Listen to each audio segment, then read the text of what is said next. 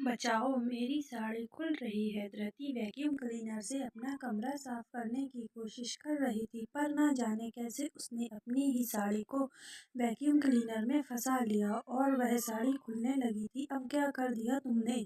आकर्ष bathroom से निकलता है तो धृति को इस हाल में देखकर चौंक जाता है।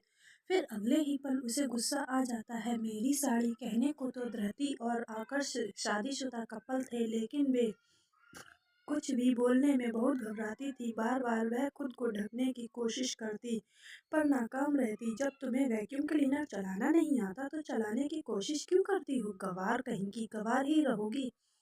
आकर्ष स्विच बटन बंद करके धृति की साड़ी निकाल देता है, लेकिन गुस्से में उसकी आंखें लाल हो गई थीं।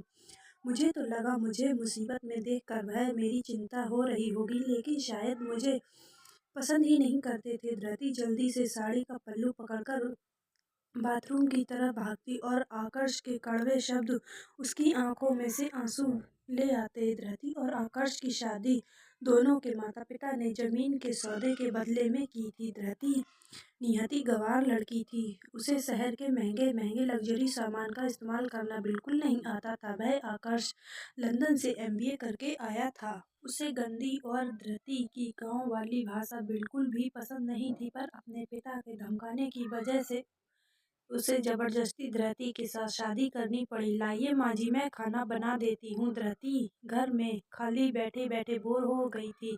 उससे सफाई भी नहीं हो पाई थी। उसने सोचा खाना ही बना दें। उसने घर के सारे काम आते थे, लेकिन यहाँ कुछ नहीं कर पा रही थी। कोई ज़रूरत नहीं है, घर में बहुत नौकर हैं, कोई ना कोई खाना बना लेगा। तुम चुपचाप से एक कोने में जाकर बैठो। आकर्ष ऑफिस के कपड़ों में तैयार होकर नीचे आता है और उसकी माँ कुछ कहती धृति से वो बीच में ही बोल देता है। बड़ी हो ही रुखाई से धृति को मना कर देता है।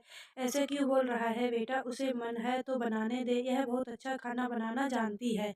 आकर्ष की माँ धृति की तरफदारी करते हुए बोली। आकर्ष को समझाने की कोशिश करती है। बहुत चाहती है कि धृति अपने गुणों से आकर्ष का दिल जीत ले। बनाती होगी, लेकिन गोबर के गंदे से चूल्हे पर।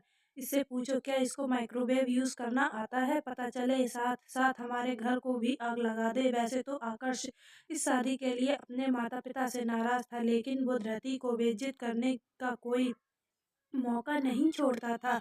उसे लगता था शायद ऐसा करने से धृति उसे छोड़कर चली जाएगी और उसे